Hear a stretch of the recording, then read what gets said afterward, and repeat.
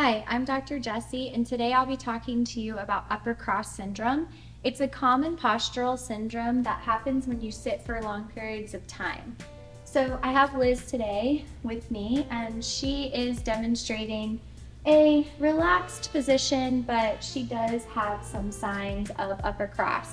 So in upper cross syndrome, we have two muscle groups that are overly tight, and we have two corresponding muscle groups that are weak. So you have to address the weakness and the tightness to see a change in the posture. So the tight muscles are the pecs, which when they're tight, they cause the shoulders to round forward. So the pecs are tight, and then the suboccipital muscles in the neck are tight. When these are tight, the head drops forward and the chin can start to lift up. When you have this syndrome, you're often going to have pain in the back of the neck, and you may even experience headaches because these muscles are gripping the base of the skull, and of course tightness across the traps.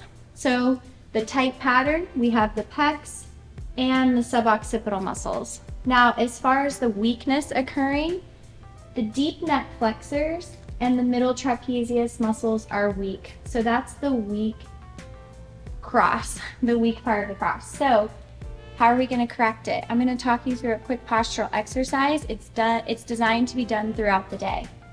So Liz is going to bring her arms down by her side and turn your palms to face forward. When you do that, you already start to open up the front of the chest. Now squeeze your shoulder blades together and down. So think of pulling your hands away from the shoulder by drawing your shoulder blades together and down. You can already see that she's starting to sit a little bit taller. Now the next step is to pull your chin in towards the base of the skull. So it's a slight scooping in and up of the chin. Notice when we do this, we're starting to engage the front of the neck, and keep pulling your chin in, Liz. There you go. Now she's lengthening through the back of the neck. We're going to take it one step further. You can just start with this at first if you're already feeling a stretch and this is enough. Stay here. Adding on, you're going to take an inhale breath, and then exhale, bring your right ear to your right shoulder. Keep pulling your chin in towards the base of the skull. That's going to ensure that we're lengthening this and we're targeting the middle of the trapezius muscle. You're going to hold for 3 to 5 breaths. Come back through to center on an inhale, and then exhale over to the other side.